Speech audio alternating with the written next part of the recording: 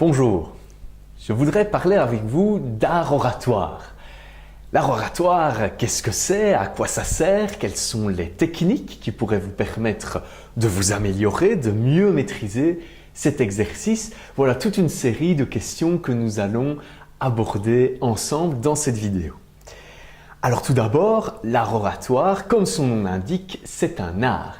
Et comme toute forme d'art, il s'agit d'une pratique qui est relativement ancestrale, d'autant plus ici, l'art oratoire existe sans doute depuis très longtemps, mais peut-être aussi depuis quasiment toujours, en tout cas depuis que l'homme s'exprime et que l'homme s'exprime pour essayer de convaincre ou d'apporter un message, de présenter des idées à ses pairs.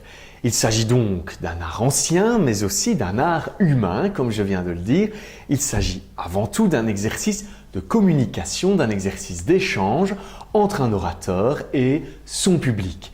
Comme tout principe d'échange, il s'agit donc d'une relation qui va dans les deux sens, c'est-à-dire que non seulement le public va donner et apporter beaucoup à l'orateur, mais l'orateur va aussi lui rendre énormément et va s'installer comme ça entre les deux une dynamique humaine et d'échange humain. L'art oratoire, c'est un art et comme tout art ou comme toute forme d'art, que ce soit l'art de la peinture par exemple, l'art oratoire comporte une série de techniques. Il s'agit d'une approche à maîtriser, il s'agit d'outils aussi, de connaissances et de compétences que vous pouvez travailler pour être toujours meilleur dans votre approche et dans votre manière de proposer des présentations par exemple en public. Il s'agit aussi d'une dimension relativement scientifique de l'art oratoire, vu que vous pouvez baser votre approche et baser vos évolutions sur une série de faits, de constatations ou d'études dans la manière de s'exprimer par exemple, qui vont pouvoir vous aider à mieux maîtriser l'exercice et à être plus performant. L'art oratoire, c'est aussi et c'est surtout un exercice relativement intuitif, mais pas seulement, c'est aussi un exercice que vous allez apprendre et dont vous allez de mieux en mieux maîtriser la pratique. On entend souvent des personnes autour de nous qui nous disent « mais moi, prendre la parole en public, vu que c'est de cela dont il s'agit, ça n'est vraiment pas mon truc ou je ne suis vraiment pas doué ». Alors il y a peut-être sans doute une partie de cela, certaines personnes sont plus douées au départ pour l'art oratoire, mais quoi qu'il arrive, quel que soit votre cas, vous pouvez vous améliorer. C'est un art aussi qui s'apprend et comme toute forme d'art, vous pouvez toujours devenir meilleur.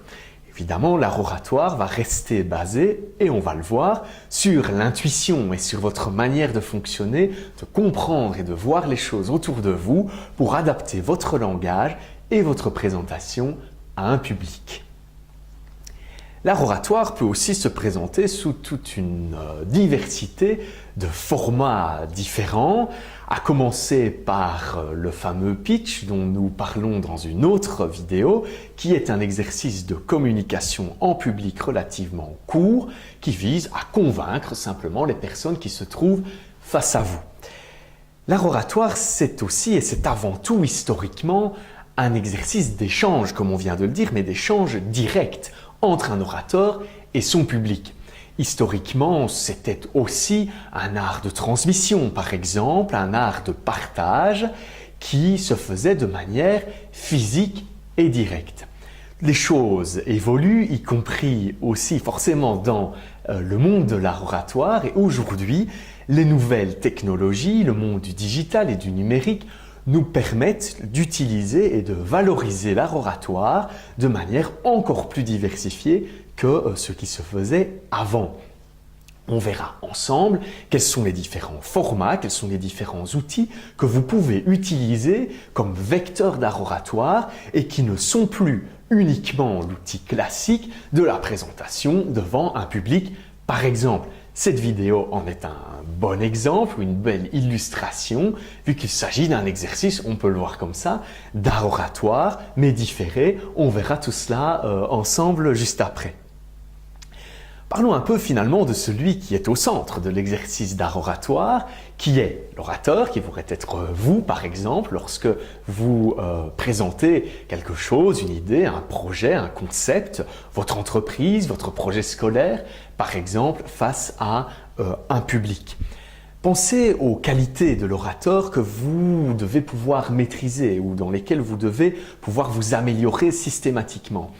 Qu'est-ce qu'un bon orateur? C'est quelqu'un de fluide ou qui s'exprime de manière fluide, claire et facile à comprendre, mais aussi quelqu'un de percutant, c'est-à-dire quelqu'un qui pourra véhiculer de l'émotion au travers de ce qu'il pourra vous exposer, vous embarquer dans son histoire et que vous puissiez le suivre de manière agréable et intéressante.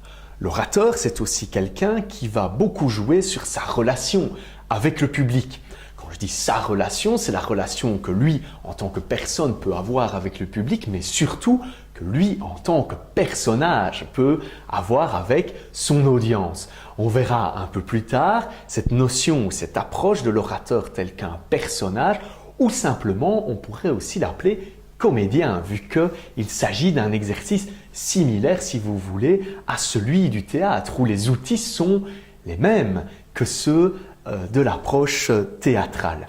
L'orateur ou le bon orateur, c'est aussi quelqu'un qu'on a envie de suivre, quelqu'un qu'on a envie de croire, quelqu'un de charismatique et qui vous inspire la confiance et la motivation. L'orateur, c'est avant tout un leader. Cela est d'autant plus vrai dans le contexte de l'entreprise où aujourd'hui, encore plus qu'un chef peut-être dans le passé, on a besoin de leaders, on a besoin de personnes créatives, innovantes, qui ont des idées, qui savent les concrétiser et qui savent aussi les communiquer. L'art oratoire est donc forcément une pratique et une série de techniques qu'un manager, par exemple, et un bon leader doit pouvoir maîtriser. En parlant de maîtrise, il va de soi que quand vous vous exprimez face à un public, il va attendre de vous que vous maîtrisiez le sujet que vous abordez, que vous soyez d'une certaine manière expert dans ce domaine et que vous puissiez lui partager votre expertise, lui expliquer certains points précis, par exemple, de cette dernière, pour installer une relation d'échange et de partage avec votre public. Saisissez aussi toujours les occasions de présentation publique et d'expression de cet art oratoire comme des opportunités. Une opportunité simplement de sortir de chez vous, de montrer ce que vous pouvez faire et de montrer qui vous êtes, quel personnage vous pouvez proposer et qu'il soit lié par exemple à une série de services ou de produits dans le monde professionnel. Vous pourriez aussi saisir ces opportunités en tant que demandeur d'emploi, où l'art oratoire est évidemment une pratique essentielle pour arriver à communiquer qui vous êtes et ce que vous proposez à un employeur potentiel. Réfléchissez toujours lors de ces exercices en termes d'opportunités, cela vous installera dès le départ dans une relation d'échange avec votre public et vos interlocuteurs où vous savez que vous pouvez attendre certaines choses du public et lui, évidemment, a aussi certaines attentes par rapport à vous. Il faut en être conscient. Je vous propose un premier moment de pause pour réfléchir à tout cela et que vous puissiez réfléchir aux questions suivantes. Qu'entreprenez-vous d'artistique dans votre vie? On vient de parler de l'art oratoire et de définir ce qu'était justement cette approche artistique. Réfléchissez un peu à ces dimensions qui concernent votre vie. Ensuite, je vous invite à réfléchir à cette question. Comment vivez-vous le fait de parler en public? On va justement aborder ce thème juste après. Vous n'êtes peut-être pas toujours très à l'aise avec le fait de prendre la parole en public. Simplement, essayez de définir quelle est votre position par rapport à cela, ou bien vous êtes généralement très confortable et très à l'aise lorsque vous vous exprimez face à d'autres personnes. Je vous laisse y réfléchir. Cela nous amène à planter le décor. Maintenant que nous avons ces bases de contexte, réfléchissons l'art oratoire tout d'abord au niveau des expériences que cela vous apporte en tant qu'exercice, mais aussi du moment en tant que tel qui va vous permettre de valoriser votre expérience, on l'a déjà dit, de valoriser d'une certaine manière aussi votre expertise. L'art oratoire, finalement, c'est un peu comme faire du vélo. Ça ne s'apprend pas en regardant les autres, ça s'apprend en pratiquant soi-même. Ça ne doit donc pas rester un cas théorique ou une approche théorique, mais elle doit être surtout pratique. Évidemment, les éléments théoriques sont importants pour mieux comprendre comment optimiser l'exercice, mais vous apprendrez vraiment en pratiquant, en vous exerçant et en trouvant du plaisir à le faire, à vous exprimer face à un public avec motivation, enthousiasme pour communiquer par exemple votre passion. Gardez toujours en tête qu'il s'agit avant tout d'un exercice où vous devez faire preuve d'authenticité, vous devez rester vous-même, vous ne pouvez pas vous changer complètement lors de cet exercice, bien que vous puissiez incarner un personnage. Cependant, la personne qui incarne ce personnage, c'est toujours vous et vous devez donc garantir cette authenticité dans votre relation avec vos interlocuteurs. Restez également, cela va de soi, naturel, ne changez pas votre personnalité ou votre manière de fonctionner parce que vous êtes dans le cas d'un exercice d'art oratoire. Vous ne serez crédible que si vous êtes vous-même et authentique. Pensez également lors de votre préparation d'exercices d'art oratoire au format face auquel vous allez vous retrouver. S'il s'agit d'un format direct où vous allez échanger ou présenter des choses à des personnes, vous n'allez pas vous préparer de la même manière que si par exemple vous réalisez une vidéo pour laquelle il vous faut un script. Vous allez adapter un peu votre discours certainement à l'outil que vous allez utiliser, tout comme vous allez adapter votre discours et la préparation de celui-ci en fonction du public face auquel vous pouvez vous retrouver. Parlons justement de ces différents formats que nous venons déjà d'introduire précédemment. Commençons par le premier qui serait le format direct finalement, le format qu'on pourrait appeler classique où l'orateur se retrouve face à son public et où il va essayer de lui communiquer son message. Alors ce message va évidemment être communiqué dans une ambiance, dans une atmosphère, on l'a dit, humaine et basée sur de l'émotion que l'orateur va installer dès le début de sa présentation. Il va alors s'assurer que le public puisse être embarqué et le suivre dans son histoire et être toujours vigilant au comportement et aux réponses de ce public. L'orateur ne va d'ailleurs pas spontanément proposer quelque chose au public, mais va d'abord s'inspirer du public qu'il a face à lui pour construire son discours et pour construire son message pour ce public. Cela va vous demander d'être très vigilant aux réactions de votre public, au profil de ce public et de vous en inspirer en permanence. Même si vous êtes préparé, vous avez les idées en tête et vous allez simplement proposer votre script et proposer votre approche en l'adaptant en permanence à votre public. Ça nous permet d'aborder aussi la question de la préparation d'un discours écrit entièrement que vous viendriez lire devant le public. Il ne s'agit pas là d'art oratoire, mais simplement d'exercice de lecture en public qui n'est pas l'idée même de l'art oratoire de venir proposer un message et de construire en direct avec un public un discours qui leur correspond et qui vous correspond également. Il s'agit d'une rencontre avec votre public, gardez bien cela en tête. Essayez donc d'éviter de venir lire face à votre pupitre, face à votre public, un texte déjà entièrement préparé. Vous allez perdre énormément en spontanéité et sincérité. Gardez bien cela en tête. L'approche la plus efficace donc est de préparer un script, de préparer vos idées précisément, le squelette de votre texte et forcément de vous préparer de répéter au mieux pour, lorsque vous vous retrouverez face à votre public, profiter de l'instant et vous laisser finalement envahir par cette ambiance et par ce public pour lui proposer un discours qui soit spontané et tout à fait flexible par rapport à ses réponses.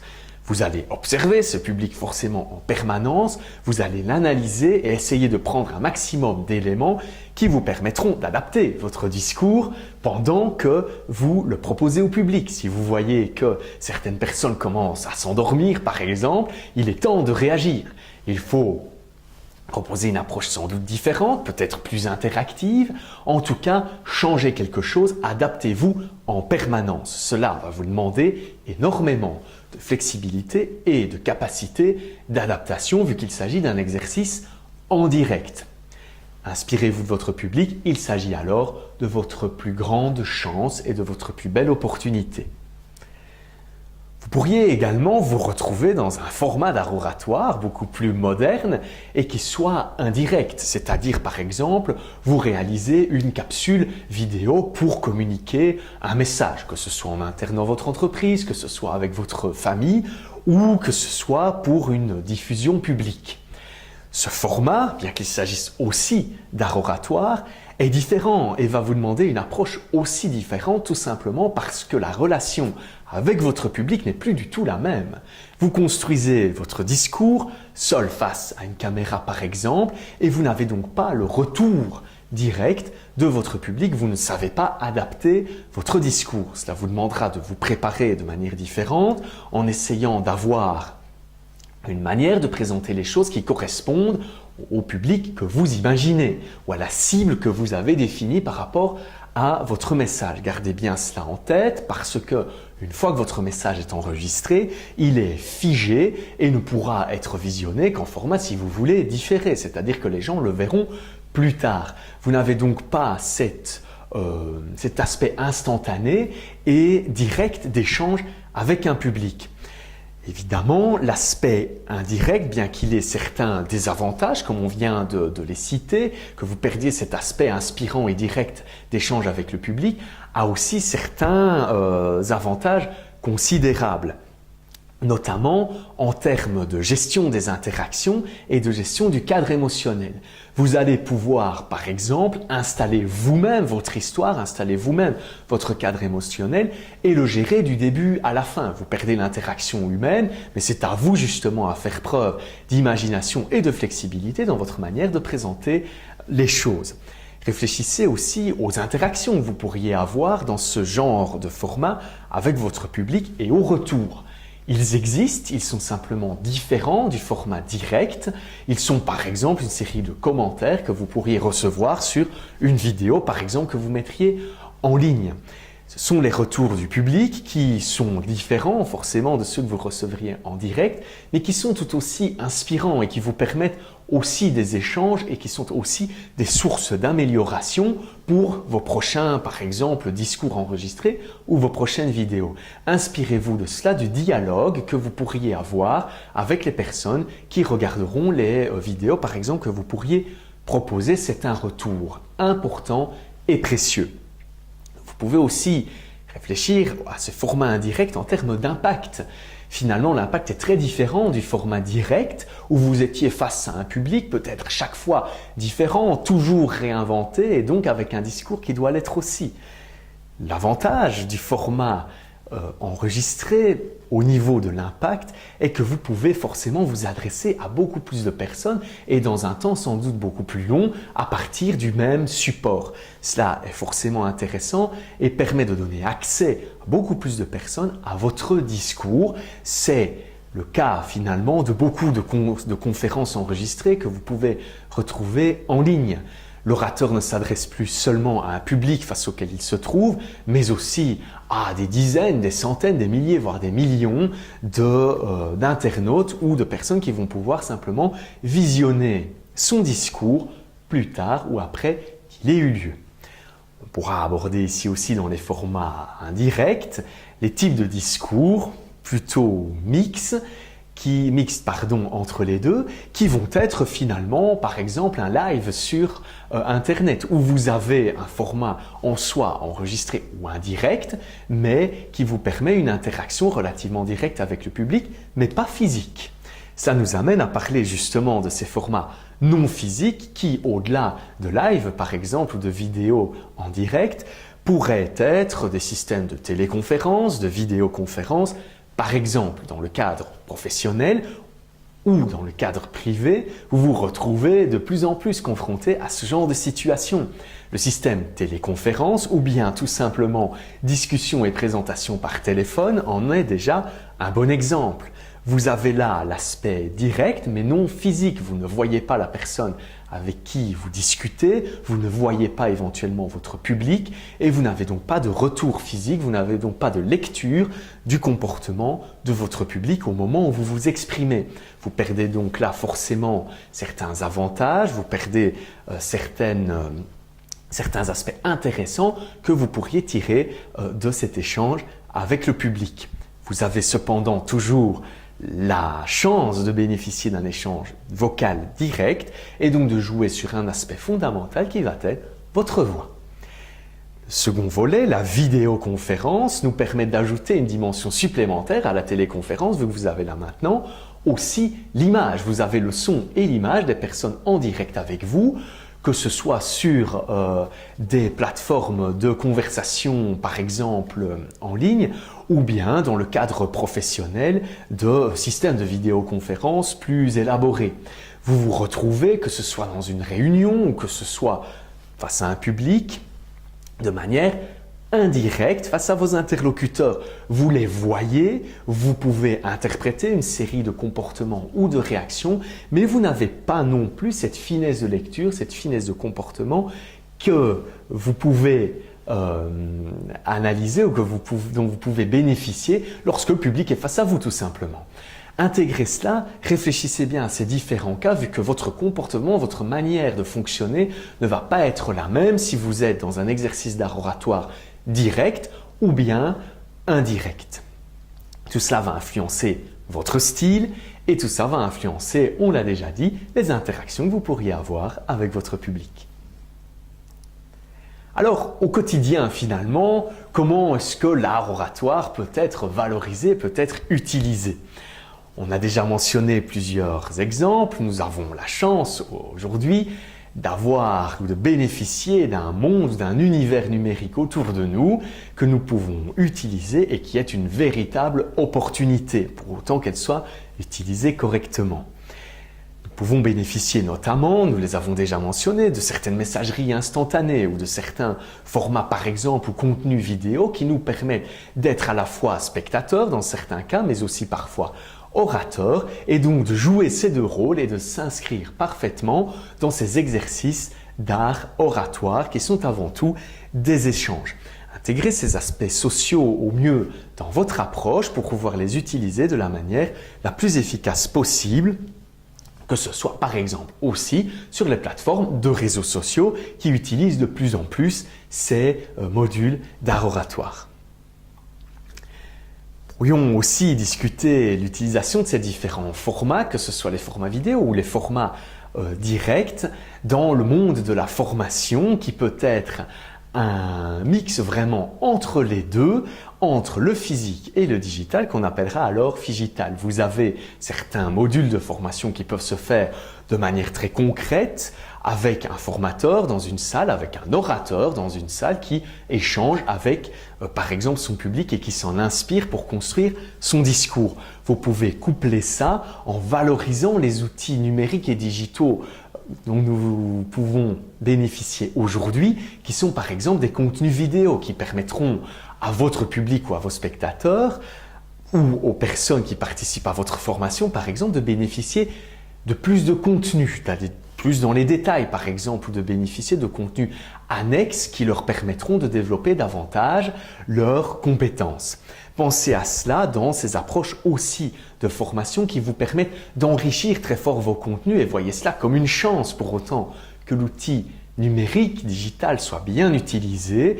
Il vous permet d'avoir accès à davantage de possibilités, davantage de flexibilité aussi dans votre manière de voir la formation, que ce soit dans votre entreprise, que ce soit à la maison, si vous voulez vous former par exemple à une langue ou à certaines approches de développement personnel par exemple, ou bien simplement à l'école où vous pouvez bénéficier de plus en plus de capsules par exemple vidéo qui vous permettent en ligne de revoir certains contenus, de comprendre mieux certains contenus que vous auriez pu voir à l'école. Il s'agit là finalement d'une chance de bénéficier de deux types d'orateurs, l'orateur finalement physique qui peut être votre enseignant et l'orateur indirect qui est celui qui vous propose du contenu vidéo. Je vous propose un nouveau moment de pause maintenant pour réfléchir ensemble aux questions suivantes et pousser un peu plus loin la réflexion personnelle que vous pourriez envisager par rapport à votre approche de l'art oratoire. La question est la suivante. Quelles sont vos expériences de prise de parole en public? Est-ce que vous en avez déjà eu? Et si oui, quelles étaient ces expériences? Comment est-ce qu'elles elles se sont déroulées et surtout maintenant que nous avons vu les différents formats, préférez-vous l'un de ces formats ou un autre en tant qu'orateur ou en tant que spectateur? Comment considérez-vous l'intérêt de ces différents formats par rapport à votre pratique par exemple?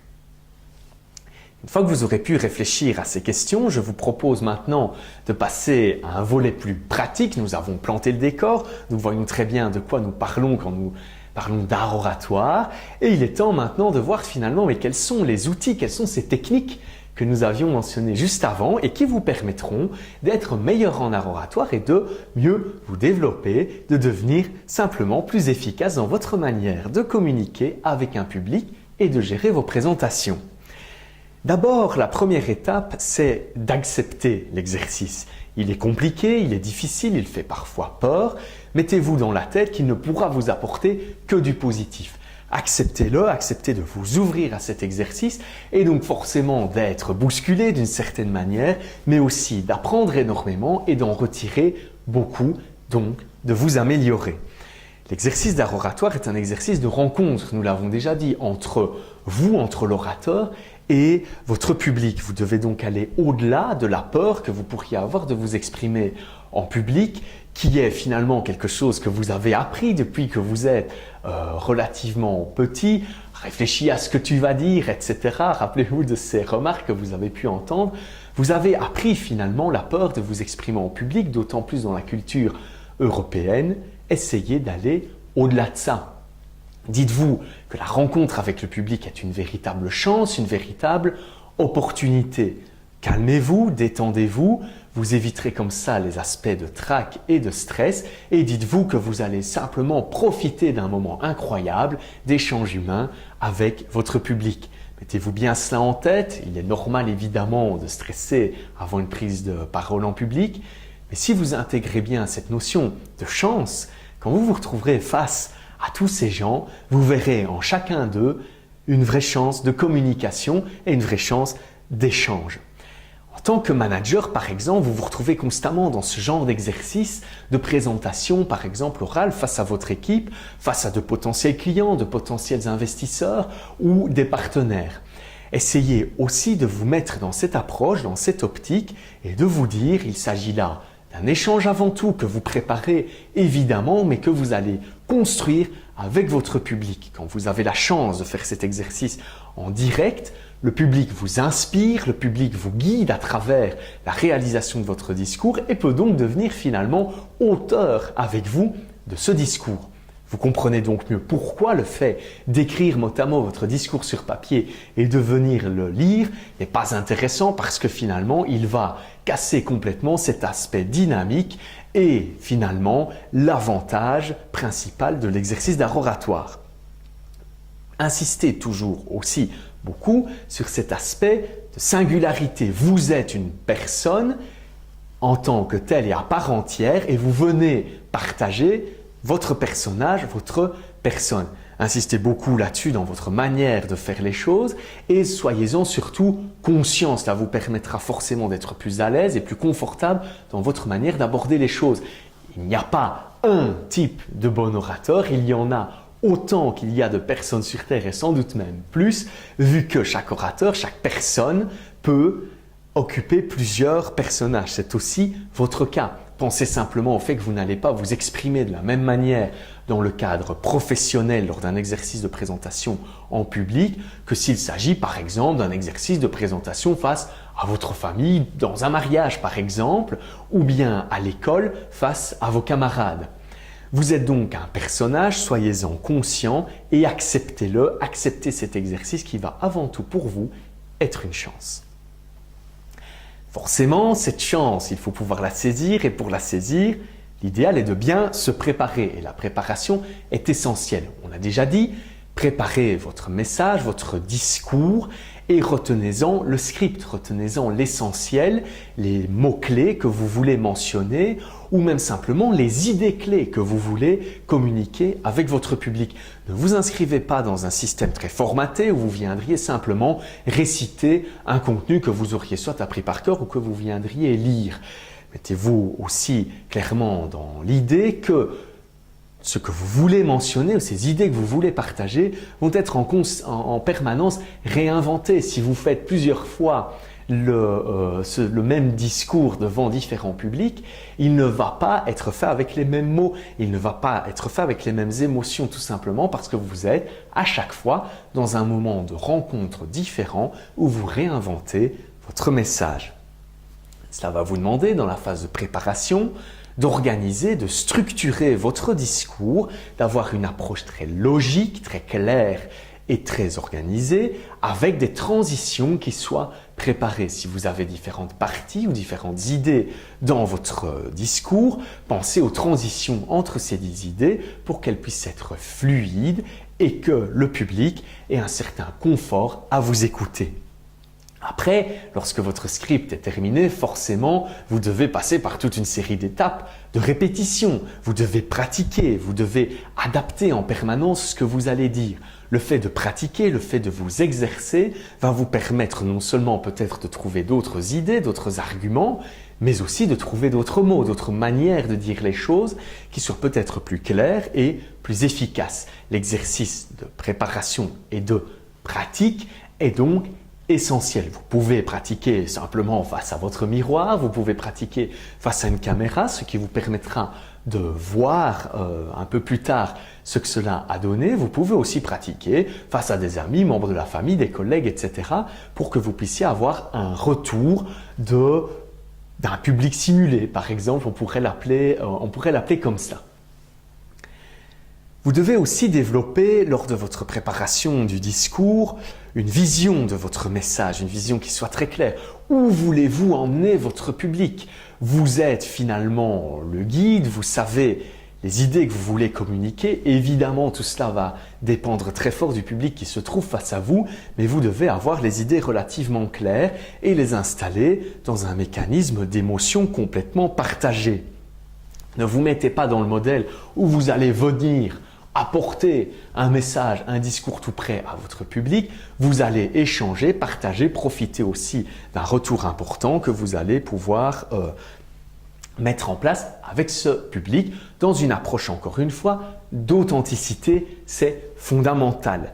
Vous allez profiter aussi d'une série de signaux qui vont venir de votre public. Soyez vigilants, soyez toujours attentifs à ces signaux. L'orateur, idéalement, doit pouvoir les détecter pendant même qu'il s'exprime pour garantir d'adapter en permanence son discours au public qui est face à lui. Pour vous aider à préparer cela au mieux et à vous structurer au mieux, nous pouvons identifier dans les approches d'art oratoire, et c'est relativement accepté par tous les experts du sujet, 3 clés qui sont importantes et qui vous permettent d'optimiser au mieux et de travailler au mieux vos discours. Ces 3 clés vous permettent finalement d'aborder l'art oratoire comme un projet artistique à part entière en 3 dimensions qui sont le projet plutôt relationnel avec votre public de manière directe ou indirecte, le projet qui soit plutôt musical et le projet physique. Nous allons les détailler ensemble maintenant au travers finalement de 3 dimensions de votre personne et de votre personnage qui vont être importantes et que vous allez pouvoir travailler. Il s'agit là des techniques qui sont axées sur votre regard, sur votre voix et sur votre corps. 3 éléments fondamentaux que vous devez maîtriser et que vous devez travailler. Le reste, c'est votre authenticité, ça va être votre spontanéité. Si vous travaillez ces éléments fondamentaux, vous verrez que finalement le discours s'installera de lui-même et vous vous retrouverez dans une approche tout à fait naturelle et sincère avec votre public. Commençons par la première question, la question du regard. Le regard, c'est ces contacts permanents que vous pouvez avoir avec votre public si vous êtes ou si vous avez la chance d'être dans le cadre d'une présentation en direct. Vous allez donc systématiquement vous installer dans un système de contact permanent avec votre public qui est assez particulier. Vous avez une vision d'ensemble évidemment de la salle face à laquelle vous vous trouvez, mais vous ne pouvez jamais regarder toutes les personnes en une seule fois. L'orateur va donc installer une relation très singulière entre lui et chacune des personnes qui se trouvent dans son public. Évidemment, il ne peut pas peut-être regarder tout le monde en permanence, cela va de soi. Et donc, vous allez simplement regarder personnes différentes sans décider forcément de regarder cette personne-là plutôt que cette personne-là. Vous êtes dans un système de tirage tout à fait aléatoire de votre regard. C'est un sondage, si vous voulez, qui va se faire au hasard systématiquement. Mais cela va vous permettre de construire, ou votre cerveau va pouvoir en tout cas construire, pendant que vous vous exprimez, une image plus ou moins précise du public qui se trouve face à vous ou avec vous dans cette pièce. Votre cerveau va identifier avec chaque contact visuel que vous allez pouvoir avoir avec les personnes dans le public, une moyenne finalement de ce public et va donc vous donner en permanence des informations qui vont vous permettre d'analyser le public tout en vous exprimant. Ça va vous permettre aussi, au-delà de construire une image de votre public, de maintenir une tension avec ce public, de maintenir un regard avec ces personnes qui vont vous installer dans une relation permanente. Si vous utilisez votre regard correctement, le public va rester avec vous, va être embarqué dans votre histoire et si certaines personnes auraient par exemple tendance à lâcher votre histoire, un simple contact visuel peut généralement les réembarquer dans l'aventure. Certains moments d'inconfort sont généralement très visibles, c'est-à-dire que vous allez changer votre manière de regarder votre public en fonction de votre confort à vous exprimer.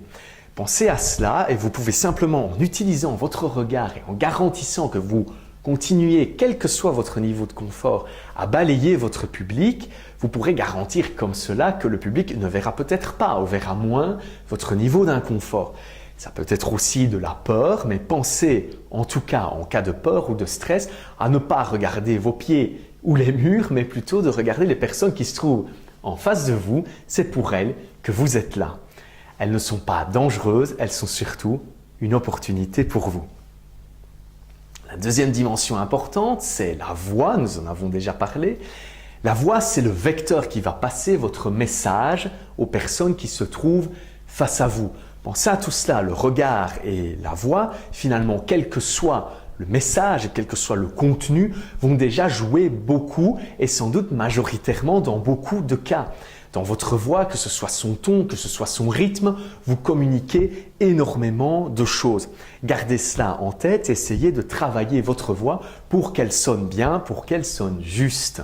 Votre voix est un instrument et comme tout instrument, elle est musicale et elle doit être harmonique, c'est-à-dire qu'elle doit être tout simplement agréable à entendre. Il est possible que certaines voix sonnent faux, comme pour un instrument. Ça n'est pas grave, travaillez cela. Il existe de nombreux exercices de travail de la voix qui vous permettront d'être tout simplement plus agréable à écouter.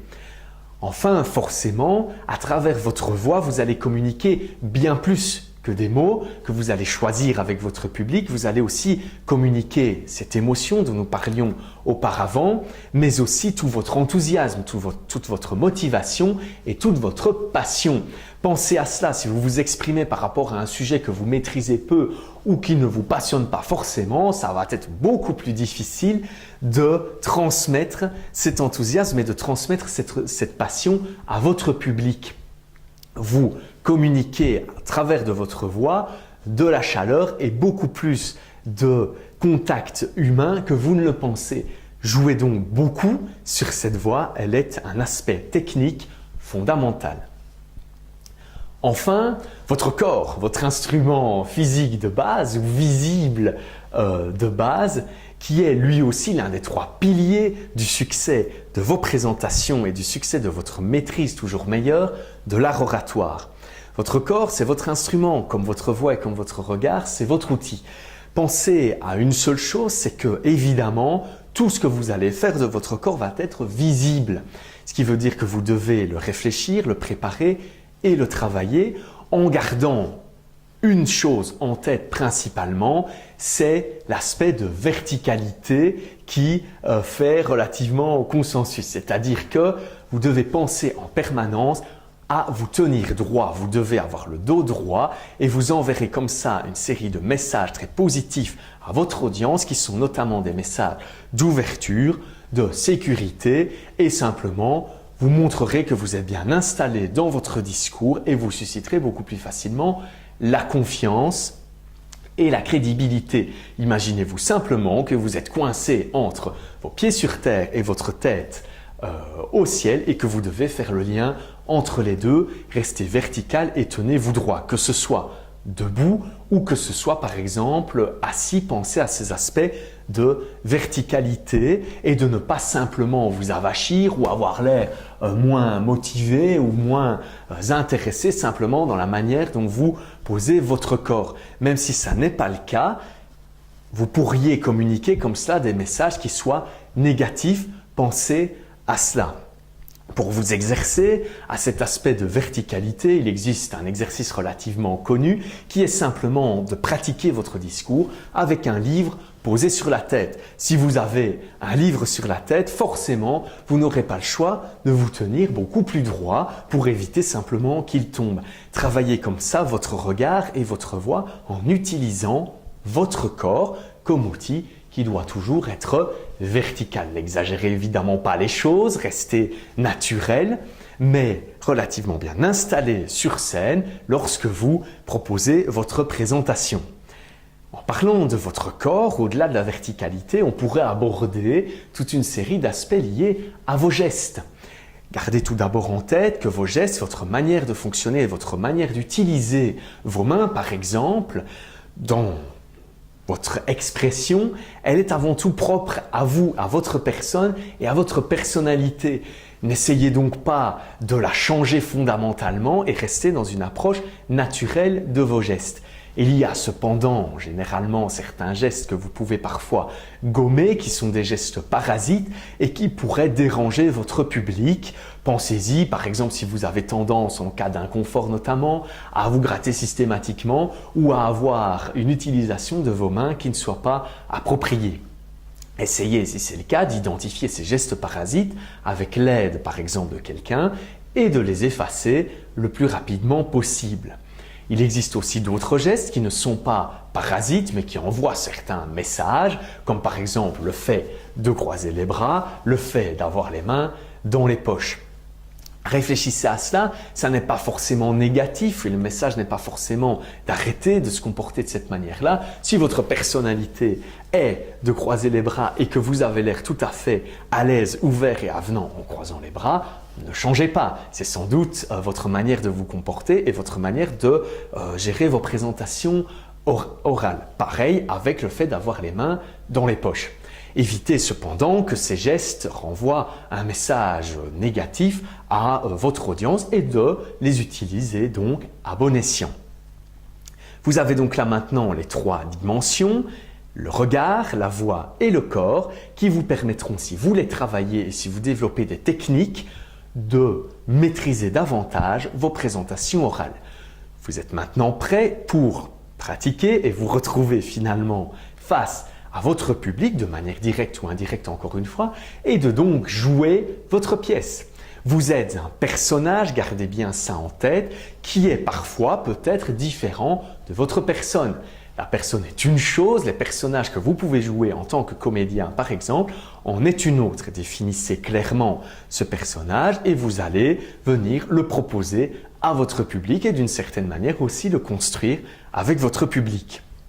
Soyez dans cette approche où vous vous exposez forcément, vous expliquez des choses, mais vous attendez aussi un retour et un échange avec votre public. Si vous fonctionnez de cette manière, vous allez davantage vous positionner dans le modèle d'un leader relativement charismatique, notamment sur base de sa verticalité, et qui va générer beaucoup plus facilement l'approbation du public qui se trouve face à vous, même peut-être finalement au-delà de tous les mots et de toutes les idées que vous pourriez communiquer dans votre discours. Pensez évidemment à cela et aussi à vous préparer mentalement à cette rencontre. Cette rencontre est toujours un choc avec le public. Si vous y êtes ouvert, elle vous apportera beaucoup, mais elle va vous demander, évidemment, on en a déjà parlé, des étapes de préparation minutieuses qui vous permettront, le moment venu, de profiter au maximum de cette opportunité que vous avez de vous retrouver face à votre public. Une fois que votre présentation sera faite, passer systématiquement par une phase d'évaluation. Il est temps, après la présentation par exemple, d'évaluer la réussite de cette présentation, la réussite de cet échange avec votre public. S'il s'agit d'un format indirect, enregistré, vous pouvez simplement regarder le résultat et évaluer si cela vous plaît. S'il s'agit d'un format direct, vous pouvez avoir un retour de votre public. Quoi qu'il arrive, même si vous n'avez pas ces possibilités, posez-vous simplement la question pour évaluer cette réussite de votre ressenti après avoir proposé votre présentation. Est-ce qu'il vous a semblé que vous avez été emporté par votre discours, que vous vous sentez d'un point de vue émotionnel relativement bien et chargé d'émotions positives après votre discours? Tout ça sont des signes de réussite et des signes positifs.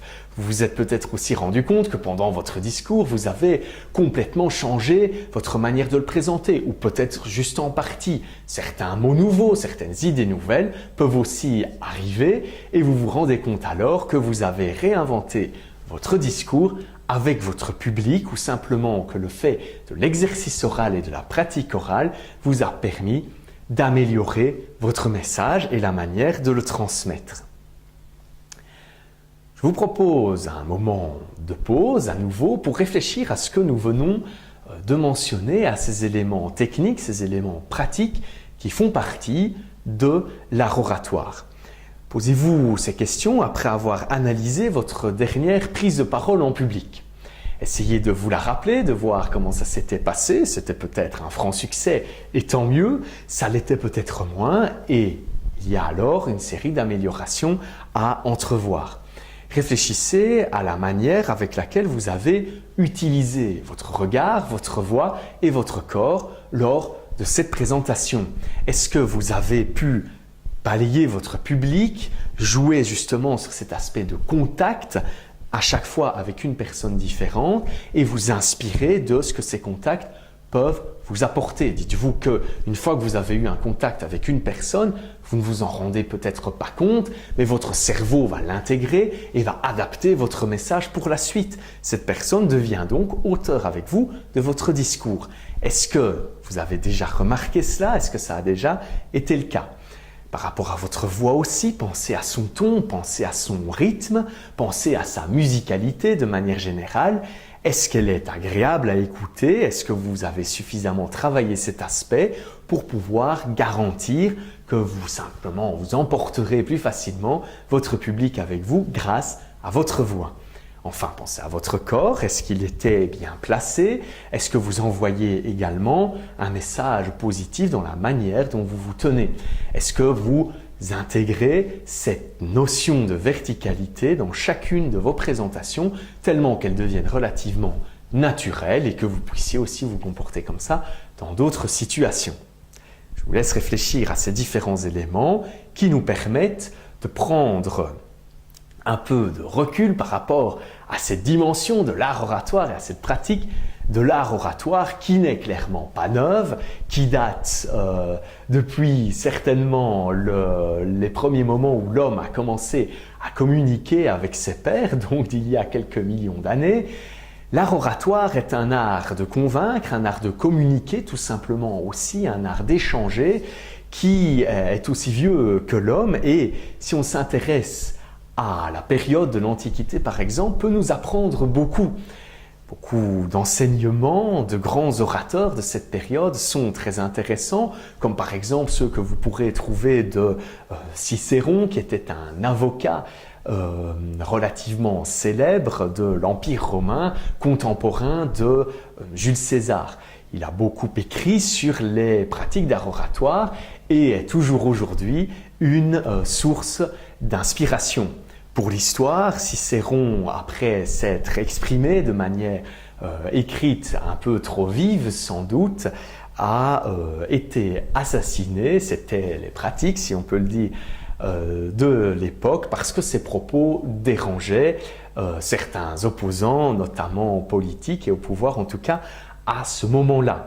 Un second exemple, si on le veut, de Socrate qui, aussi pendant la période de l'Antiquité, avait ses talents reconnus d'orateur, de communication de ses pensées. Socrate était un philosophe qui maîtrisait très bien cet art oratoire et qui pouvait comme ça communiquer des idées relativement facilement ou avec aisance. On est là aux alentours du 5e siècle avant Jésus-Christ. Pour l'histoire aussi, et c'est également une fin tragique et malheureuse, Socrate a été condamné, vous le savez peut-être, à mort en fait, à boire la fameuse ciguë, comme vous le voyez sur l'illustration ici, parce qu'il lui était reproché, au travers sans doute aussi en partie de son art oratoire, de pervertir la jeunesse, notamment. Laissons tout cela à l'histoire, simplement essayons d'en comprendre les enseignements que nous pouvons intégrer aujourd'hui dans notre pratique de l'art oratoire. Il ne s'agit évidemment pas, et heureusement les choses ont changé, d'une pratique dangereuse. Cependant, gardez toujours en tête que l'art oratoire est un exercice d'expression publique. Vous transmettez donc un propos, vous transmettez donc un message qui doit être préparé. Vous allez aussi être confronté à l'image sociétale de l'orateur, c'est-à-dire aux a priori que certains publics, par exemple, ou certaines personnes individuelles, ou la société dans son ensemble peuvent avoir par rapport à l'exercice d'art oratoire et peuvent avoir par rapport à l'orateur lui-même ou au comédien lui-même. Parfois certains a priori qu'il est bon de gommer, mais que vous devez pouvoir intégrer au mieux dans votre manière de vous exprimer. C'est-à-dire que vous devez pouvoir instaurer une relation de confiance avec votre public et montrer que vous parlez bien, certes, mais tout cela est avant tout positif pour votre public. Donc, travaillez cela, tirez tous les enseignements que vous pourrez de l'histoire et d'orateurs célèbres. Je vous invite d'ailleurs, maintenant dans un moment de pause, à réfléchir simplement à certains orateurs célèbres que vous appréciez particulièrement. Réfléchissez à ces personnes, réfléchissez à ces images qu'elles vous renvoient et surtout analysez ces trois dimensions importantes et comment elles les utilisent. Comment est-ce qu'elles utilisent leur regard si vous avez eu l'occasion de les voir en direct? Comment est-ce qu'elles utilisent leur voix? Et comment est-ce qu'elles utilisent leur corps comme outil de communication lors de leurs exercices d'art oratoire? Réfléchissez à cela et posez-vous simplement la question des qualités que vous appréciez chez ces personnes et que vous souhaiteriez d'une certaine manière maîtriser vous-même. Vous rendre compte de cela et bénéficier de certains modèles qui peuvent être intéressants va vous permettre forcément de vous améliorer vous-même également. Pour terminer, je voudrais vous rappeler certaines notions que nous venons de voir sur ce qu'est l'art oratoire. Gardez bien toujours cela en tête évidemment. Il s'agit d'un exercice de communication et d'échange avec un public, que ce soit de manière directe ou indirecte, dans lequel vous allez installer un cadre émotionnel, une ambiance, une atmosphère qui va vous permettre de transmettre le message et les idées que vous aviez avec votre public. Ces idées sont préparées, mais ne sont pas écrites en toutes lettres. Vous laissez la place à la spontanéité et vous profitez du moment pour construire avec votre public ou pour construire de manière spontanée, même si c'est face à une caméra, votre message. Pensez bien à cela et pensez également que vous bénéficiez de beaucoup de techniques et d'outils pour travailler et améliorer votre expression orale basée, encore une fois, sur votre maîtrise et de l'utilisation de votre regard, de votre voix et de votre corps. Travaillez ces différents éléments, il existe énormément d'exercices que vous pouvez faire pour vous améliorer et vous verrez que vous aborderez de manière beaucoup plus sereine sans doute et beaucoup plus passionnante l'exercice de l'art oratoire dans le futur. Je vous laisse sur ces dernières questions en vous demandant simplement quelle va être votre prochaine prise de parole en public. Je ne sais pas si elle est prévue ou pas, si c'est une présentation devant une classe, devant des collègues, dans le monde professionnel, devant un recruteur par exemple, si vous êtes demandeur d'emploi. Et quels sont les éléments de cette vidéo que vous aimeriez intégrer dans votre prochaine présentation ou préparer particulièrement avant cette présentation. Je vous laisse réfléchir à tout cela. Je vous souhaite énormément de succès dans vos prochains exercices d'art oratoire. À bientôt.